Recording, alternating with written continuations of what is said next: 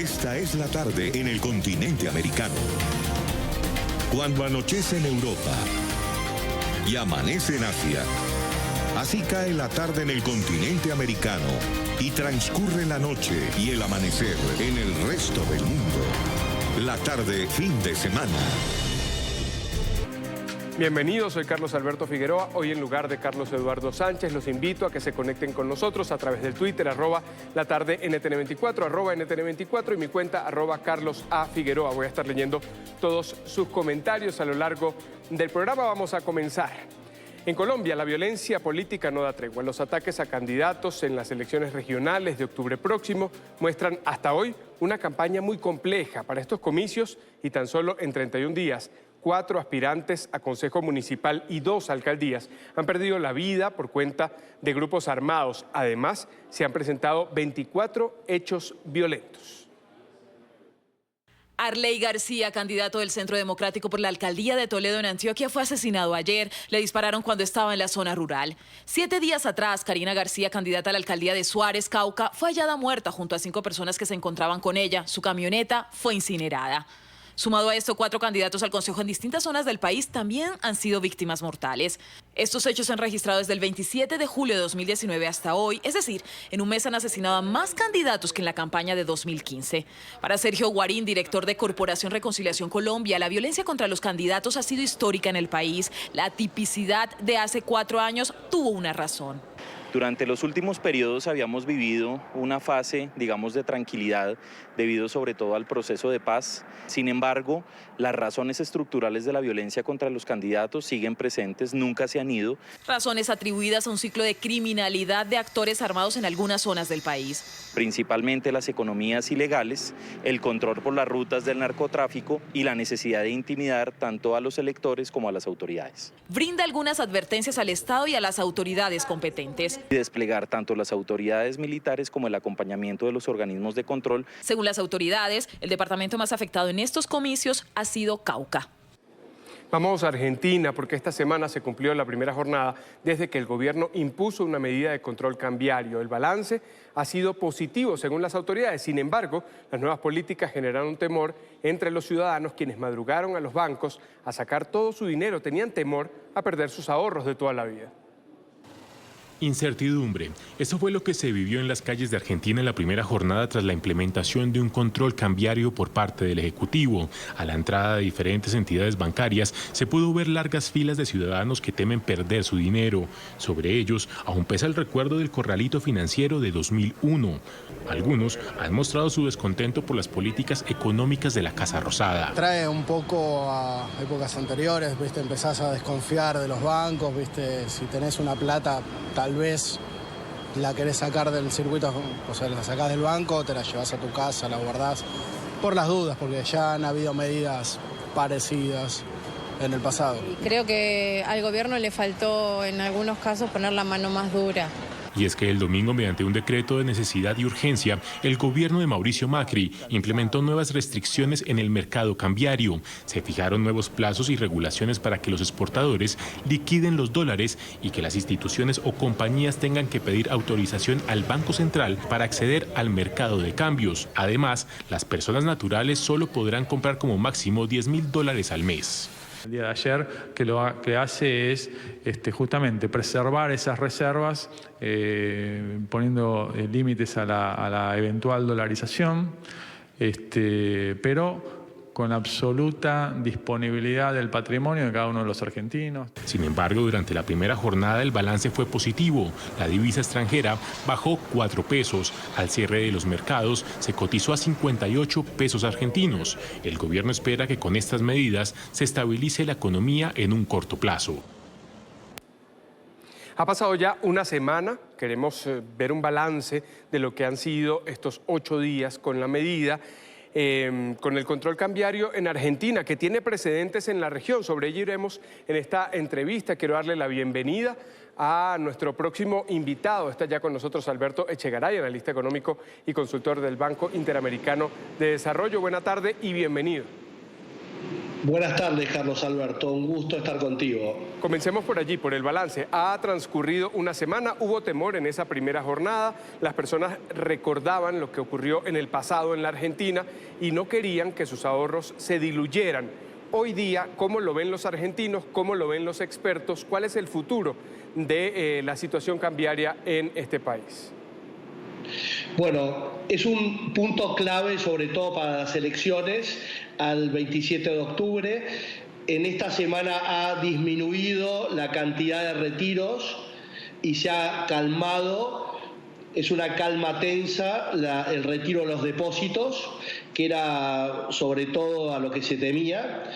La restricción de comprar dólares sobre los individuos sigue en $10.000, que es algo completamente razonable, son $10.000 por mes, teniendo en cuenta que varios países de la región tienen este tipo de restricción, en el caso de Brasil, alrededor de $9.000 por mes. Y lo que es más importante es la estrategia del gobierno de obligar a los exportadores a liquidar divisas. Esto ha traído en consecuencia que el país pueda contar con $10.000 millones para hacer frente a cualquier crisis o retiro en una corrida bancaria, ¿no?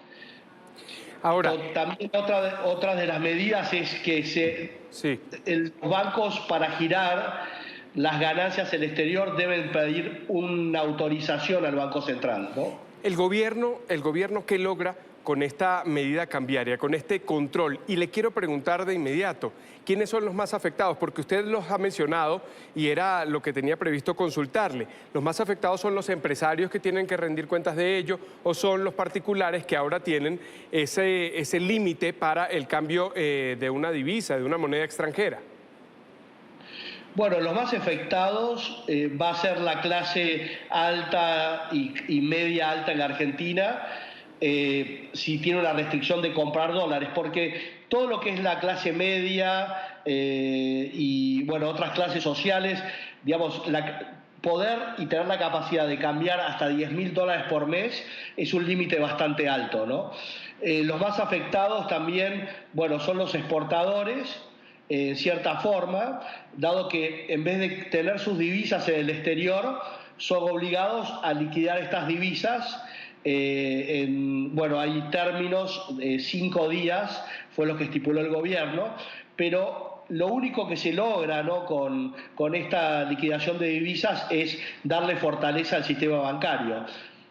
Yo no vivo en la Argentina y puedo tener una moneda extranjera y llegar al país y gastar como un particular, como un turista, o para un empresario puede invertir porque su dinero en una moneda dura podría representarle un mayor beneficio. ¿Esto es así? Es decir, beneficia a quien está fuera de la Argentina y va, y no a quien está en la Argentina y, por ejemplo, quiere salir en un viaje de turismo, en una vacación, en un periodo vacacional.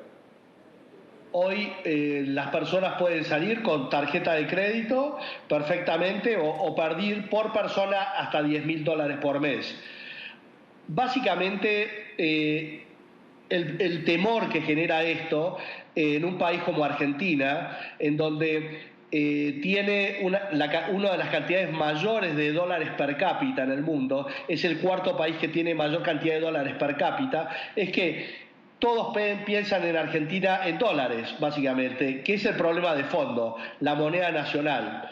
Esto afecta al ahorro doméstico y al mercado de capitales en pesos. Todas las operaciones de ahorro e inversión son en dólares en la Argentina. Y esto hace años, ya desde los 90, cuando luego de 1990, 1989 se vivió la hiperinflación en la Argentina.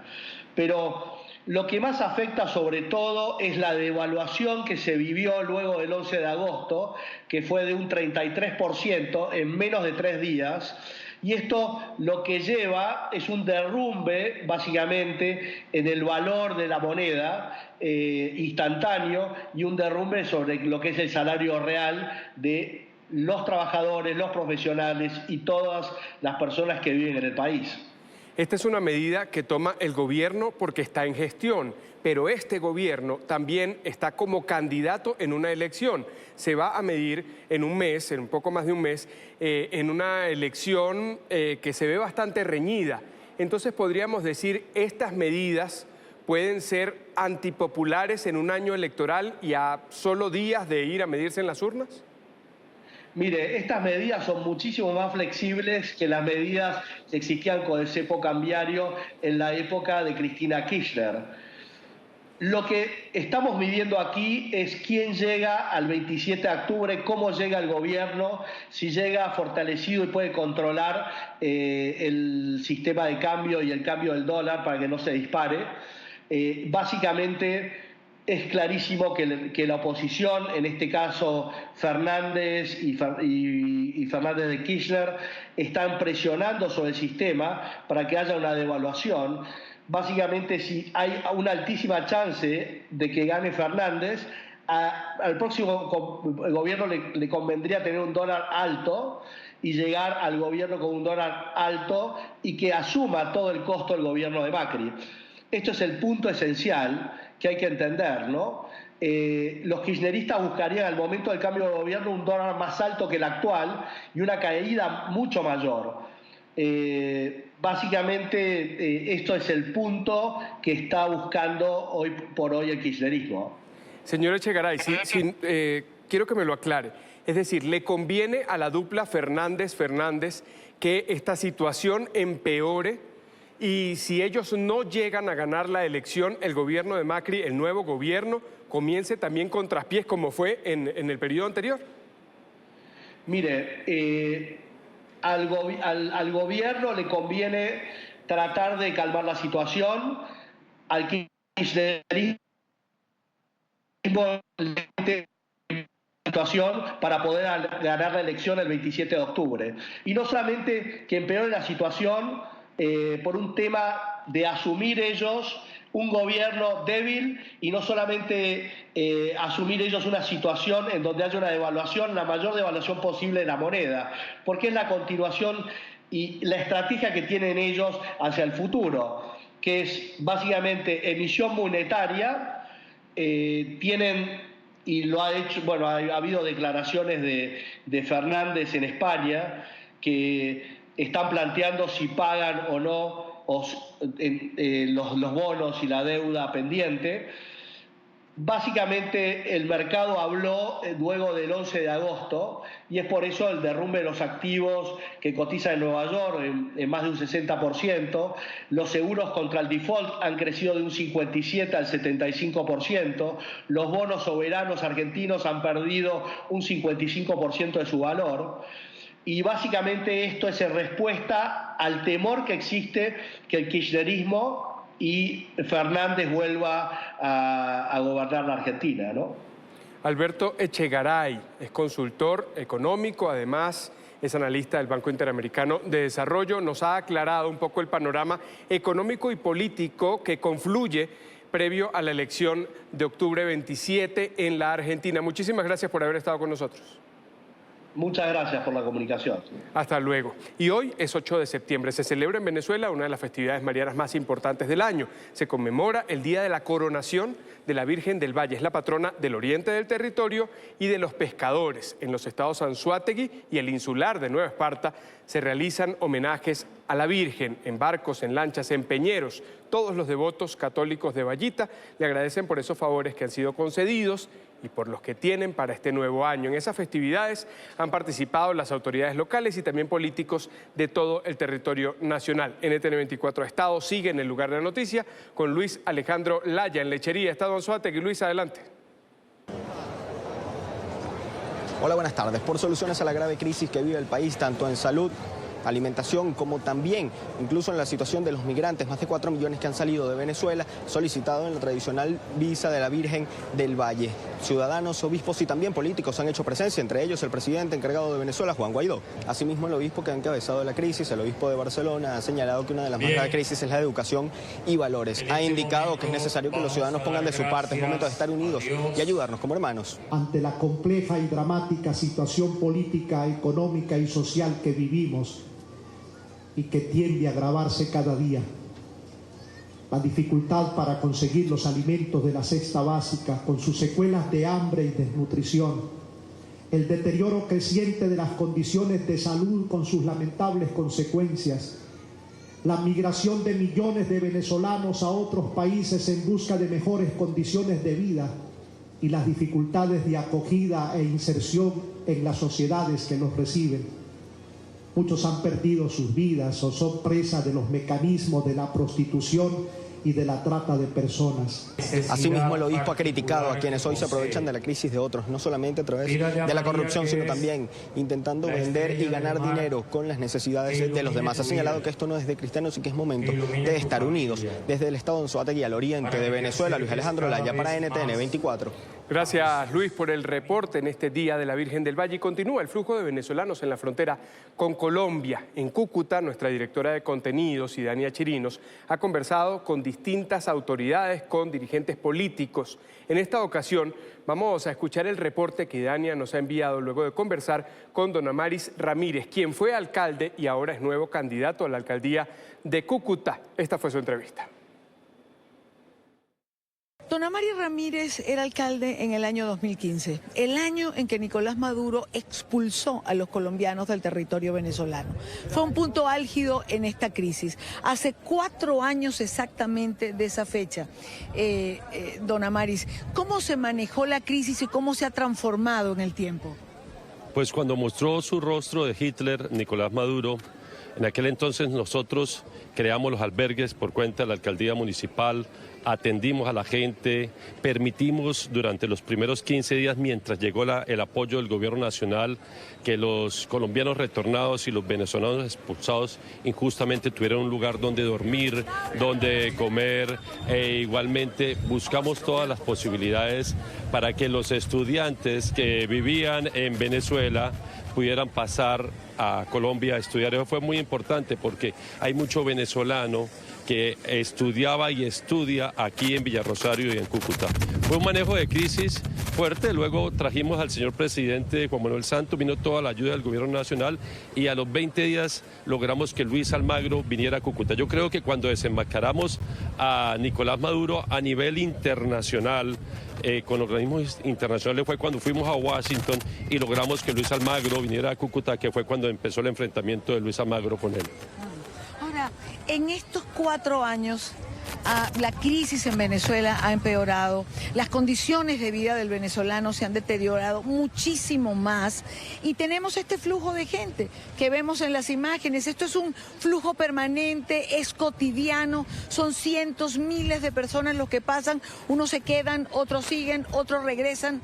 ¿Cómo manejar, usted que tiene experiencia y ha tenido experiencia administrativa, cómo manejar esta circunstancia? Se nos han quedado en Cúcuta, las cifras dicen unos 55.000 entre colombianos retornados y venezolanos.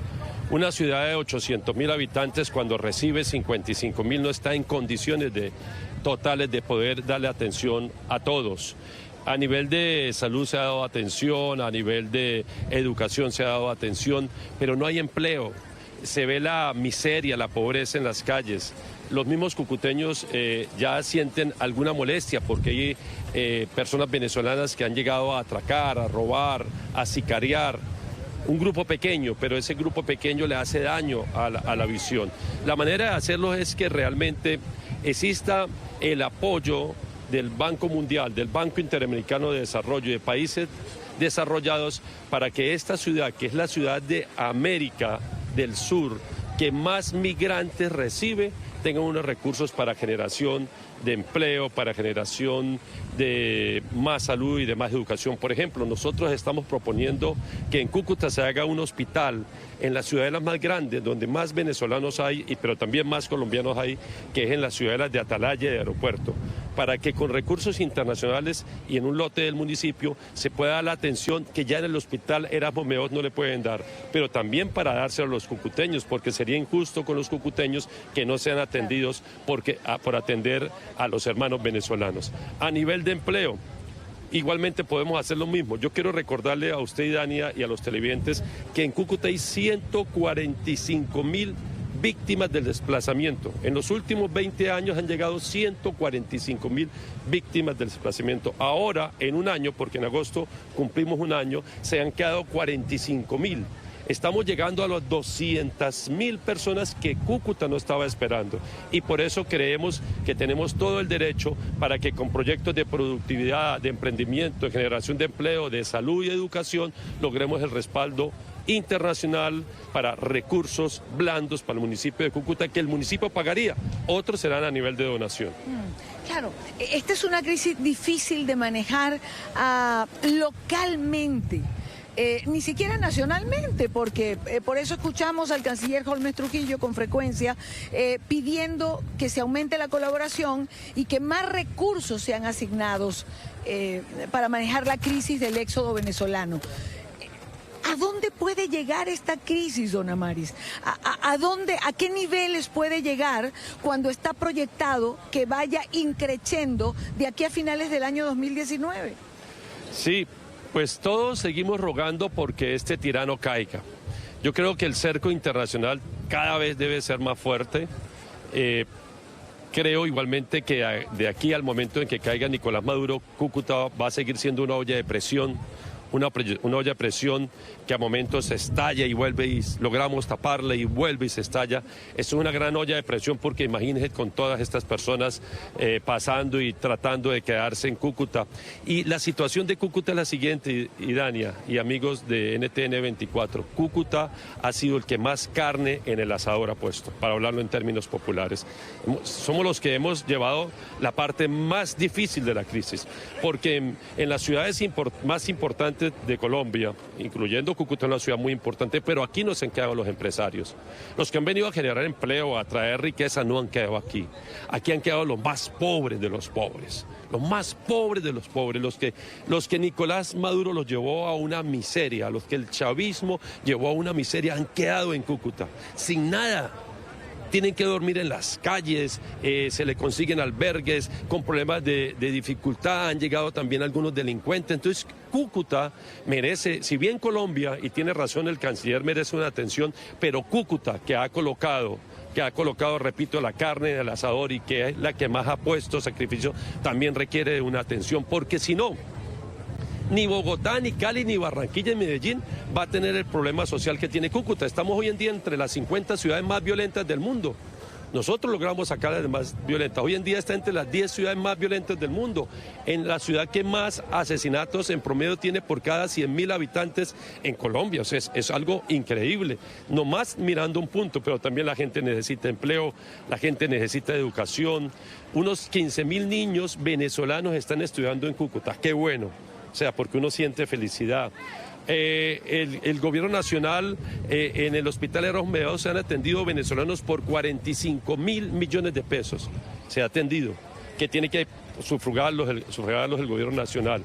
Uno se siente emocionado porque a nivel humanitario se puede ayudar, pero también se siente desesperado, desilusionado, porque hay que buscar un camino. Y el camino definitivamente es, con recursos del municipio, traer recursos internacionales que vengan en un plan de choque extremo, inmediato en Cúcuta, porque donde más rápido se puede atender al hermano venezolano es en Cúcuta. Claro. El hermano venezolano se siente acá, que pasa el puente y ya está en su país. Es que es muy tenaz irse de su tierra. Como usted lo decía ayer en su conversatorio, usted tiene 6 años sin ir a su país, otros tienen 10 años, otros tienen 1 año, otros se quedaban en Cúcuta para tratar de pasar el puente, visitar y volver a salir corriendo. Cúcuta debe convertirse en el lugar donde más se puede atender al hermano venezolano. Se puede atender, pero para eso necesitamos recursos. No nos pueden dejar solos, por favor. Nos han dejado solos. Les han dejado solos, pero cuando usted dice les han dejado solos, ¿nos referimos a qué? ¿Al gobierno central, a la comunidad internacional? Hoy en día, a todos. Porque es que, mire, ¿sabe qué critican? O criticamos mucho los cucuteños. Ayer estuvo aquí la hija de Trump. Y Cúcuta se volvió un lugar donde pasan los famosos para ir como a los premios Nobel, o cuando van a una calle famosa de Miami o de Nueva York, la Quinta Avenida. O sea, Cúcuta se volvió un lugar de paso para famosos. Y la gente siente que vienen, pasan y se van y todo sigue igual. Esto no es con mercados que se soluciona. Esto no es con pañitos de agua tibia, esto no es con venir a dejar unos dólares aquí o unos euros. Esto es con un plan estructural de ayuda al hermano venezolano y al colombiano retornado. Porque debemos recordar que los hermanos venezolanos durante muchos años nos dieron la mano a los colombianos y nosotros se la estamos devolviendo. Pero es que Cúcuta no aguanta más y el gobierno nacional del presidente Duque y también, a excepción creo yo de la OEA, que sentimos el respaldo de la Organización de Estados Americanos, pero todo el resto se han olvidado y siguen viniendo, repito, aquí a los famosos a mirar, a tomarse la foto, a decir qué dijeron, y aquí todo sigue igual. Usted lo ven, gente en las calles, gente necesitando, niños cargando bultos, niños que ni quieren estudiar, personas discapacitadas que necesitan ayuda y la ciudad no es capaz. Es como cuando uno tiene, Idania, una casa que es para 7 personas y luego le llegan 3 familiares y luego 15 y luego 20, ya no, los baños no aguantan, la sala no aguanta, las camas no alcanzan, el problema de la comida se da. Cúcuta es una gran ciudad de 800.000 habitantes, pero que hoy en día tiene 200.000 migrantes entre venezolanos y colombianos retornados y entre víctimas de la violencia que han llegado de un momento a otro y no podemos seguir soportando eso solos. El recurso del municipio no alcanza. Don Amari Ramírez, como les decía, ocupó la alcaldía unos años atrás, ahora está optando para participar en el nuevo proceso electoral y nos parece importante compartir su experiencia porque ya manejó la crisis en una oportunidad. La realidad es esta, y me gustaría que nos fuéramos allá. La realidad es un flujo indetenible, constante, permanente, un goteo que no se detiene absolutamente. Esto es a diario, son miles de personas las que vienen, las que cruzan cada mañana. Si usted llega en horas tempranas, usted va a ver que la gente, el flujo viene de Venezuela hacia Colombia. Si viene en horas de la tarde, va a ver exactamente lo contrario. Va de Colombia a Venezuela con comida, medicamentos o con todas las cosas que la gente puede obtener en Colombia y que se lleva a Venezuela. Es una crisis que necesita atención, es una crisis que necesita solidaridad. La ha tenido de Colombia, pero Colombia reclama ayuda, acompañamiento internacional y Colombia siente que se está quedando sola. Las restricciones migratorias de países como Ecuador, Perú, Chile están produciendo además un embudo en territorio colombiano. Es una crisis sobre la que hay que poner atención. Con esto regreso con ustedes a nuestro Centro Internacional de Noticias.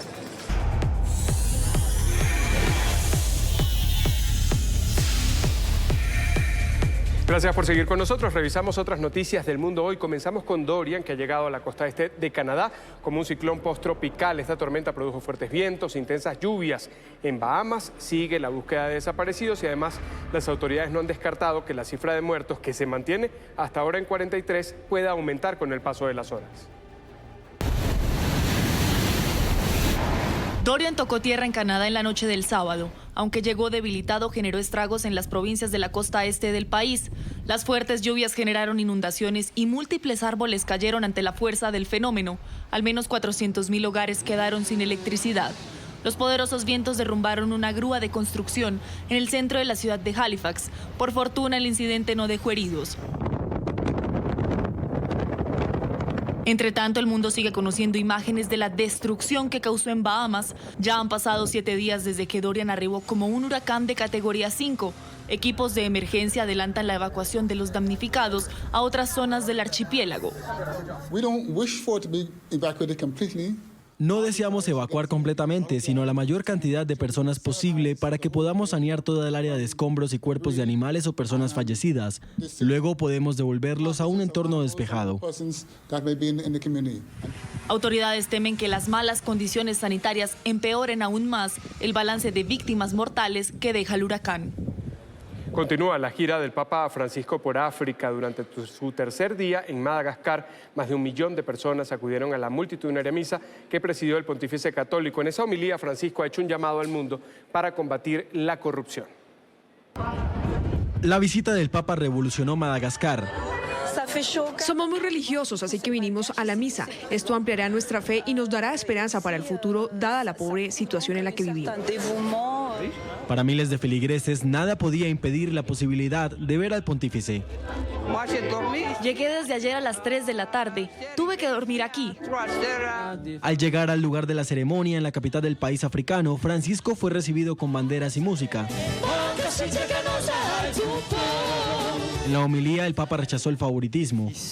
Cuando la parentela... Si la familia se convierte en el criterio decisivo para lo que consideramos correcto y bueno, justificaremos e incluso consagraremos prácticas que conducen a la cultura del privilegio y la exclusión, que conlleva a favoritismo, patrocinio y como consecuencia corrupción. También hizo un llamado a la lucha contra la injusticia social. Luchar con fuerza y determinación contra todas las formas endémicas de corrupción y especulación que aumentan la desigualdad social.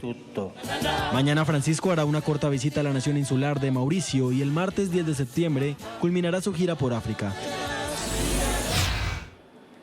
Un sismo de magnitud 5.4 sorprendió esta madrugada a los habitantes de la provincia de Sichuan, en el suroccidente de China. El movimiento telúrico causó estragos en varias ciudades. Al menos 130 casas colapsaron y 5.000 sufrieron daños. Las autoridades reportaron la muerte de una persona. Otras 63 han resultado heridas.